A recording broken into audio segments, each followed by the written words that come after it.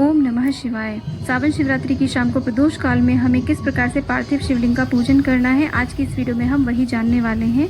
इससे पहले वीडियो में मैंने बताया था कि हम किस प्रकार से बहुत ही सरल विधि से 1 या 2 मिनट में पार्थिव शिवलिंग अपने आप ही बना के तैयार कर सकते हैं। संपूर्ण जानकारी इस वीडियो में दी गई है, आप उस वीडियो को भी देख सकते हैं, लिंक आपको डिस्क्रिप्शन में मिल जाएगा। तो देखिए, हमें शिवलिंग का निर्माण हम पहले ही कर लेंगे। उसके बाद में एक शुद्ध पात्र के अंदर शिवलिंग को हम इस प्रकार से रखेंगे कि उसका जो जलहरी का मुख है वो उत्तर दिशा की ओर होना चाहिए, दक्षिण दिशा की ओर नहीं होना चाहिए। बाकी आप उत्तर दिशा की ओर रखते हैं तो बहुत ही शुभ रहता है। इसके अलावा आप किसी भी दिशा में रख सकते हैं। तो देखिए, सर्वप्रथम हम जल गंगा जल से स्नान कराते हैं और ओम नमः शिवाय का जाप करते हुए, और उसके बाद में हम पंचामृत से इस प्रकार से अभिषेक करा देते हैं। मंत्रों का जाप करते रहेंगे, मनी मन नमः शिवाय का आप जाप करते रहें। पंचामृत 5 चीज़ों से मिलकर के बनता है, दूध, दही, शक्कर, शहद और घी। इसमें दूध, दही, घी अगर गाय का मिल जाता है तो बहुत ही उत्तम रहता है। दूध हमें कच्चा ही लेना चाहिए। और इस तरीके से आप चाहें तो देखिए, सब सारी सामग्री से अलग अलग भी अभिषेक करा सकते हैं, नहीं तो एक साथ इकट्ठा मिला करके भी आप पंचामृत से स्नान करा सकते हैं इस प्रकार से। और यहाँ पर देखिए, अगर पंचामृत से नहीं तो आप गाय के कच्चे दूध से ही स्नान करा दें। इसके बाद में शुद्धोदक स्नान करा देंगे, यानी कि फिर से जल गंगा जल से इस प्रकार से स्नान करा देंगे। क्योंकि ये पार्थिव शिवलिंग है तो बहुत ही सावधानी से हमें अभिषेक कराना चाहिए। उसके बाद में हम वस्त्र रूपी कलावा अर्पित करेंगे। आप यहाँ पर जनेऊ भी अर्पित कर सकते हैं, और या फिर कच्चा सूत 7 बार लपेट करके भी आप अर्पित कर सकते हैं। पार्थिव शिवलिंग की महिमा हमारे शास्त्रों में बहुत ही ज़्यादा बताई गई है। अक्सर घरों में शिवलिंग नहीं होता है तो हम किस प्रकार से घर पर शिवलिंग का अभिषेक करें, तो मिट्टी से शिवलिंग बना करके आप बहुत ही सरल विधि से इस प्रकार से अभिषेक कर सकते हैं घर पर। तो उसके बाद में हम चंदन से इस प्रकार से श्रृंगार कर देंगे भोलेनाथ का। भगवान भोलेनाथ को चंदन अति प्रिय है। चंदन चाहे किसी भी प्रकार का अष्टगंध चंदन हो, सभी चंदन प्रिय हैं। और इसी के साथ में भस्म भी आप अर्पित कर सकते हैं। फिर अक्षत अर्पित करेंगे, काले तिल भी आप शिवलिंग पर चढ़ा सकते हैं आज के दिन। उसके बाद में जो जलहरी होती है, इधर की साइड गणेश जी होते हैं और इधर होते हैं कुमार कार्तिकेय, और बीच में यहाँ पर होती हैं अशोक सुंदरी, जो कि भगवान भोलेनाथ की पुत्री हैं।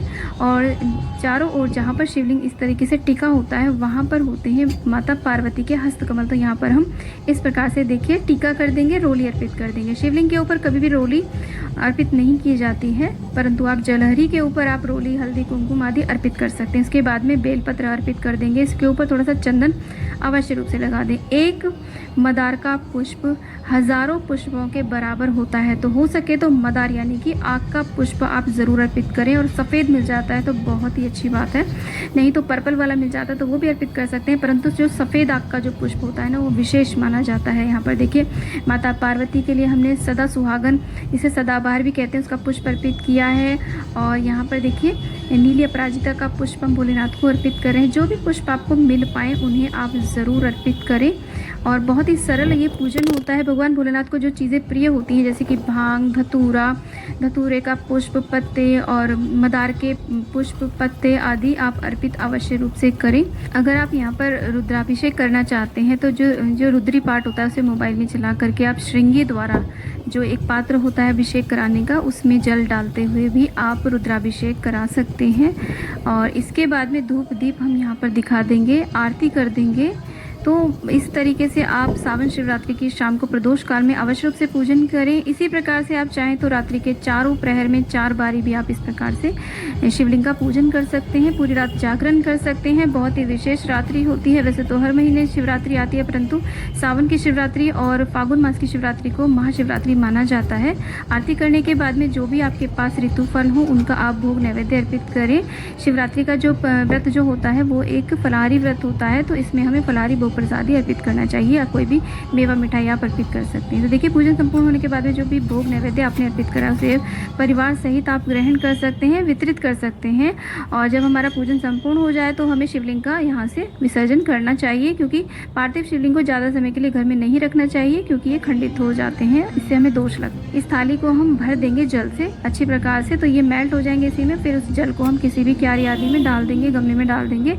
बस तुलसी के गमले में हमें इसे नहीं डालना होता। इस तरीके से पार्थिव शिवलिंग का हम विसर्जन कर सकते हैं। तो उम्मीद करती हूँ कि ये वीडियो आपके लिए बहुत ही ज्ञानवर्धक रहा होगा। वीडियो थोड़ा भी ज्ञानवर्धक लगा है तो वीडियो को लाइक करें, चैनल को सब्सक्राइब करें और वीडियो को ज़्यादा शेयर करें। और कमेंट बॉक्स में ओम नमः शिवाय अवश्य लिखें। राधे राधे, ओम नमः शिवाय।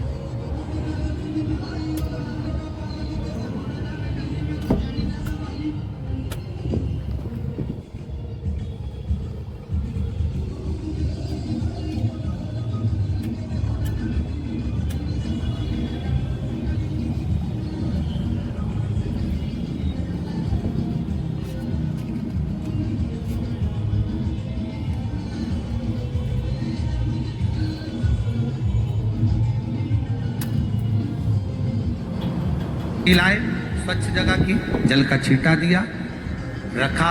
जब शिवलिंग बनाया तो एक कलश पानी पहले से 2 घंटा, आधा घंटा, 15 मिनट, 20 मिनट पहले उसको रख दिया। उसी पानी से उसको गीला करा।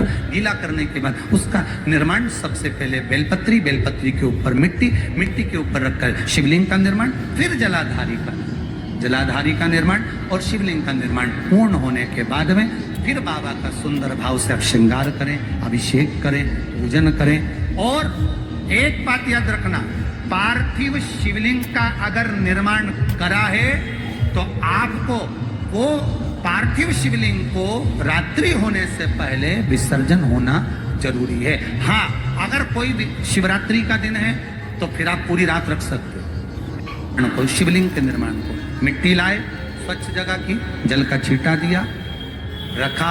जब शिवलिंग बनाया तो एक कलश पानी पहले से 2 घंटा, आधा घंटा, 15 मिनट, 20 मिनट पहले उसको रख दिया। उसी पानी से उसको गीला करा। गीला करने के बाद उसका निर्माण सबसे पहले बेलपत्री, बेलपत्री के ऊपर मिट्टी, मिट्टी के ऊपर रखकर शिवलिंग का निर्माण, फिर जलाधारी का निर्माण और शिवलिंग का निर्माण पूर्ण होने के बाद में फिर बाबा का सुंदर भाव से आप श्रृंगार करें, अभिषेक करें, पूजन करें। और एक बात याद रखना, पार्थिव शिवलिंग का अगर निर्माण करा है तो आपको वो पार्थिव शिवलिंग को रात्रि होने से पहले विसर्जन होना जरूरी है। हाँ, अगर कोई भी शिवरात्रि का दिन है तो फिर आप पूरी रात रख सकते हो। कोई शिव